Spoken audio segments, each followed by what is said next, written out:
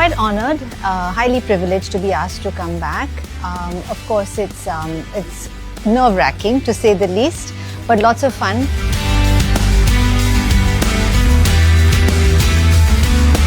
It is nerve-wracking. So yes, the number of people that are watching it, whether you like it or not, it's always at the back of your mind. But I think you can't let it overtake what you're there to do. So yes, you're very aware of it. Yes, you're very conscious of it. And I think if the TV aspect was taken out of it, it makes things much easier, right? And you're much more relaxed. So you do have to keep it in mind. There is no question. But I think that also helps you keep your performance at its optimal level. And TV, as we all know, comes with its good and its bad. Anytime you put yourself in the public, you have positive, you have negative. You can learn a lot from what people say, but you have to kind of separate what is constructive and what is just being said for the heck of being said, and maybe develop a thicker skin along the way, which I am so far quite unsuccessful at doing. But you learn and every year gets better. It's certainly easier for me than the first time I did it. But there's a lot to learn, and hopefully you keep getting better. So the evening before an auction, we usually have a briefing with all the teams where there are representatives from all the different teams.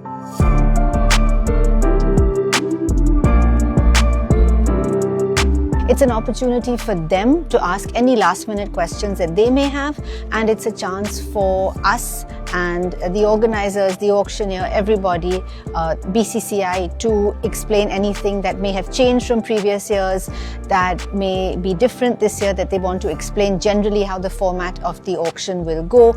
You explain bidding increments, how the bidding increments will increase when you start below 1 crore, above 1 crore, above 2 crore, which is very important for the teams because that's how their strategies also get decided, especially when you have smaller amounts and you need to be quite careful with what the amounts are. So that is one thing that we do talk about in a pre-auction briefing.